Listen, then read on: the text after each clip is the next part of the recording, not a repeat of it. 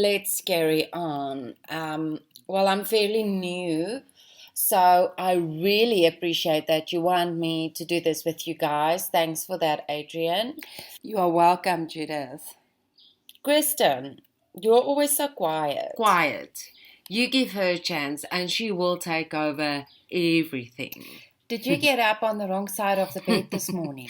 No, I just don't like to wait for the person that offered to lead and didn't show up on time. I said that I was sorry. What do you want me to do? Send you flowers or something?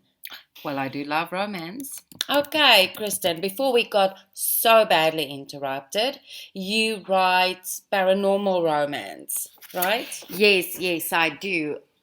Then please tell me, where the hell does the curse fit in?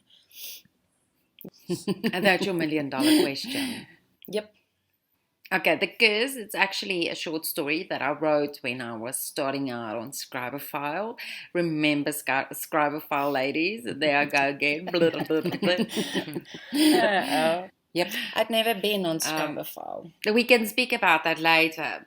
Okay, so The Curse was a short story because let's face it, I am a scaredy cat. I cannot do horrors.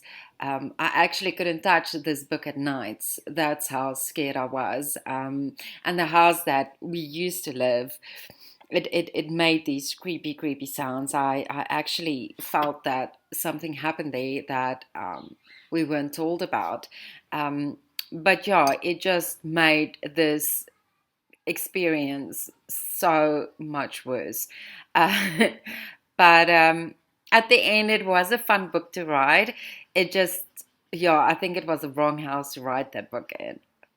This one was actually supposed to be one of your titles, Judith. Mm-hmm. You weren't ready yet then. You didn't have a platform, sweets. Whatever. Speak to the hand. I feel that you stole my idea. You were not ready yet. Okay, I get it. I would have turned it easily into a 60K novel and not a 30K. Just saying. Whatever.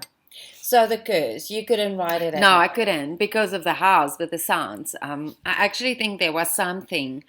Like I said, as that house freaked me out a couple of times. It was weird things. The lights would like go on and off and things like that. And husband just said it was bad wiring. And we actually did a prank on one of my friends that is like so scared of supernatural things.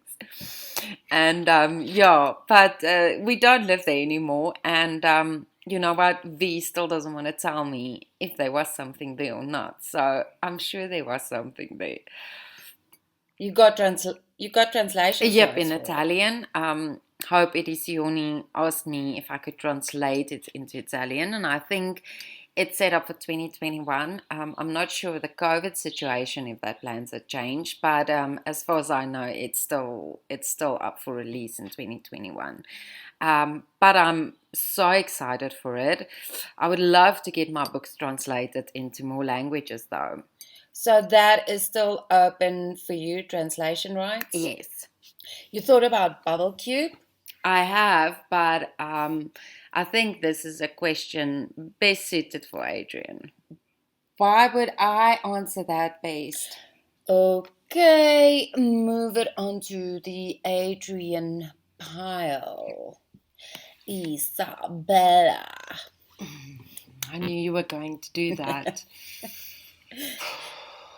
Still working on Jake and Holly's What If novels? Yes, I am. I'm struggling to part with this characters, and I really don't know why.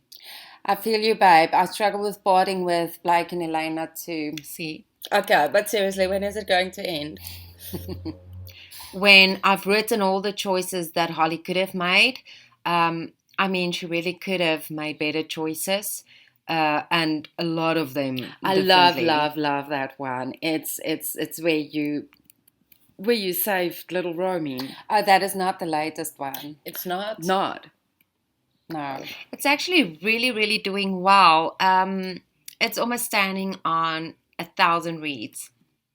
And the comments are just like the highlights of my day. It's really those booster comments that authors live for. So yeah, I'm exceptionally happy with how this one is coming out. What are you talking about? Radish. Don't speak about the writing apps. It's a question coming later. Okay, moving on, Issa. So I'm sure your fans would love to know when For Me is going to get published. Believe it or not, it is actually finished. I just have to go through it a couple of times, get it edited, and then I'll probably publish it. Some of it isn't on Wattpad, though? Yes, some of it is on Wattpad. Okay, and you also work on the second standalone, Finding Mr. Right. What is happening there? I'm still busy with it. I love the idea, but there's a lot of work that still had to be done with that book. Got it back ages from my editor, but due to time, I haven't really worked through it yet. Me and her, bless her soul, we love to disagree, but she's a wonderful editor, and sometimes she loves to rip my novels apart so that the reader can get the best version of that novel. Don't you just hate it when editors do that? Yeah, I do. But with lots of thinking about everything, you sort of realize, slowly, what it is they tried to tell that the you. book is just scrapped. No. The book is there. It's just not there, ready to get, out into the world. Okay, so still plenty of What If novels to come and Finding Mr. Right for you? Something like that. I've got plenty of standalones in my head, though. One more question before I move on to Adrienne. Why does all your women in your books get pregnant? I mean, don't they know that condoms exist? Are your ladies really not that clever? Okay, it's a fair question. You do not write romance, Judith. I know kids do not fix problems, so please, please, please, boys, wear those condoms. Originally, all the novels I write was part of a series called The Pregnancy Diaries, but I decided to not market them that way. It just would have been a bitch to market it. Oh crap, we can cast. Try right? not to. I know it's difficult. Noted. So that is why all my ladies get pregnant, because when I outline the books, and I mean they're still in my head, which is driving me insane as I have so many books that are begging just to be written next. But I really don't have the time or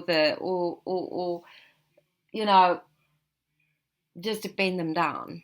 Did that answer your question? Yes, it has. So all your titles are about getting pregnant.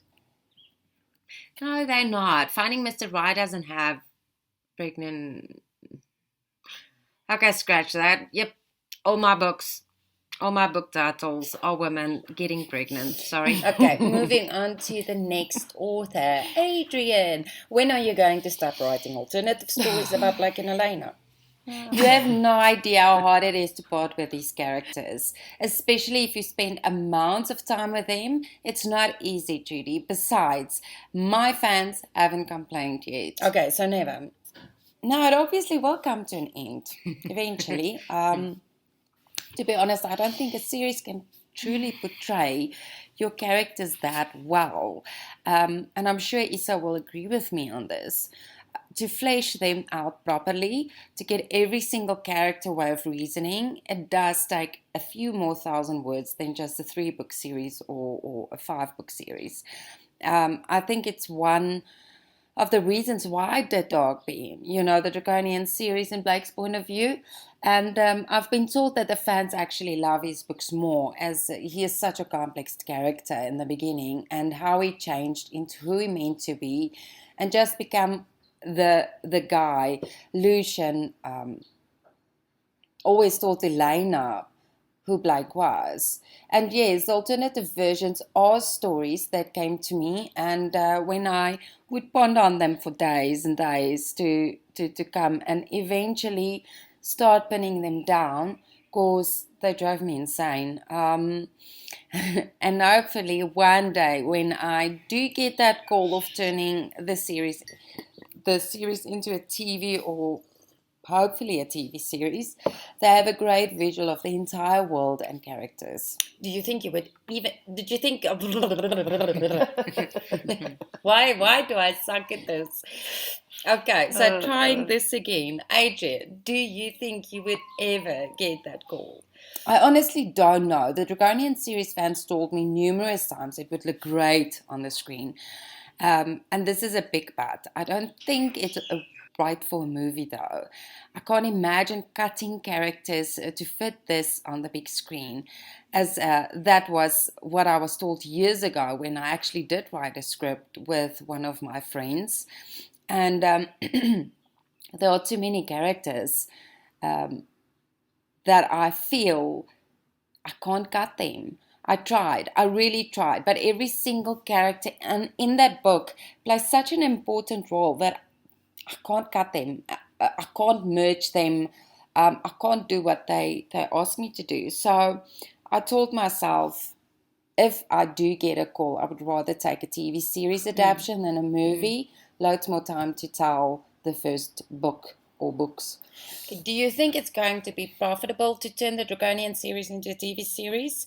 I mean, Game of Thrones, I was told by a friend that make movies and TV series is that they actually spent $15 million just on the intro of Game of Thrones, and there are like 3 dragons in that series.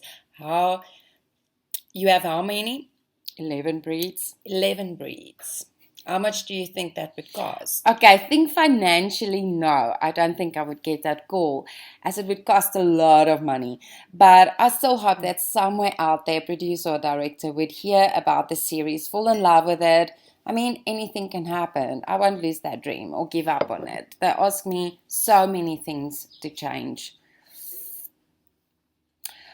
Well, there was way too many characters, so they wanted me to merge a couple of them, and I can't, because you get your draconians and you get your dragons, and the ones that I want me to merge was either a draconian or a dragon put together, and I can't do that. The other thing was the swords of lion, and the king of lion sword. Sorry, I can't even remember my own name. And they said it was too Harry Potterish and too cliche, and I can't turn it into another weapon. I mean, the axes take the place of the King of Lions sword at the end of book 1, so it doesn't play a big part, but it plays a very important part. So yeah, and what do you change it to? A crossbow? It's not gonna have the same feel and meaning to it. There's a reason why it was a sword. And the last thing was the dialogue, which I worked with my editor on. She understood what they mean about, it being cliched, and it turned out so beautiful. But at the end of the day, it was, they wanted me to change a lot of the characters, to cut a lot of them out. And I just feel it was going to ruin, Fireball stories. So I gave it a miss for now. It is a beautiful dream, and I do honestly believe that it's every single author's end goal of getting their books told, either on the big screen or on the telly. There are just so many books to choose from. I think it's an honor if you do get one of those calls that want to adapt your book into a movie or TV series. But like Adrienne says, some authors' books are so difficult to adapt. You need to have like 1 million readers, sell like 1 million books for that to happen. Hi everyone, and thank you for joining us for this week's episode. Be sure to like and subscribe to our channel if you do not want to miss the next episode, which will be available soon. Have a wonderful day and see you soon. Bye.